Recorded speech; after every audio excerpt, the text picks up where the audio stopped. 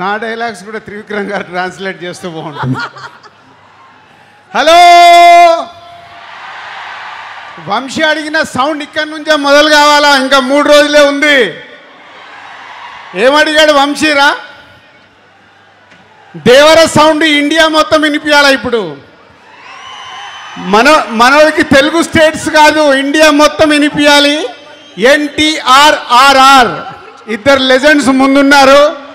నందమూరి తారక రామారావు గారు అండ్ రితిక్ రోషన్ గారు. Hrithik ji welcome to Telugu film industry.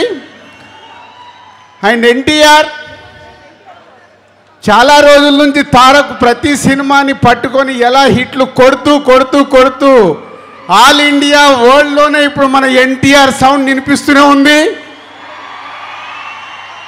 అంతేనా? ఇంకా వంశీ ఈ సౌండ్ చూస్తేనే నీకు తెలుస్తుంది 14th రోజు మనోళ్ళు మామూలుగా లేరు. నందమూరి అభిమానులు అండ్ అయాన్జీ. So one of the best director. చాలా కుర్రాల్లాగే కనిపిస్తున్నాడు కానీ ఆల్రెడీ 2 సూపర్ హిట్లు తీసి ఇచ్చేసాడు. హ్యాట్రిక్ కోసం రెడీగా ఉన్నాడు. మొన్నే వైఆర్ఎఫ్ అక్షయ్జీ చాలా రోజుల తర్వాత హిందీలో మొన్నే లవ్ స్టోరీ తీసి వరల్డ్ వైడ్గా హైయెస్ట్ గ్రాసర్ తెచ్చేసుకున్నారు. సో ఈ సినిమా వార్ 2 తెలుగు స్టేట్సే కాదు everywhere is going to blockbuster. So Vamsi అంత కాన్ఫిడెన్స్గా ఇచ్చేసాడు కదా, ఉంటే రెడీగా ఉంటానని. వంశీతో పాటు నేను కూడా అంటున్నాను, it's going to blockbuster. Tarak, Hrithik ji, so 14th के लिए जस्ट 72 आवर्स हम लोग इंतजार में आपका दोनों का डांस देखने के लिए. अभी अक्षय को पूछा हूँ, अक्षय जी क्या है रोलिंग टाइटल्स में है क्या गाना? नहीं नहीं सर, पिक्चर में राइट टाइम में आएगा.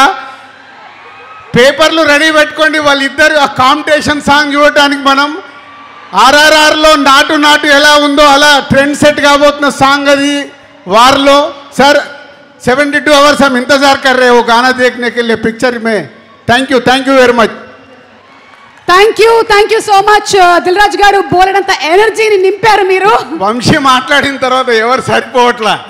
ఒకప్పుడు నా స్పీచ్ నాకు ఇంట్రెస్ట్ ఉండేది, ఇప్పుడు వంశీ మాట్లాడుతుంటే వెయిటింగ్ మీలాగే.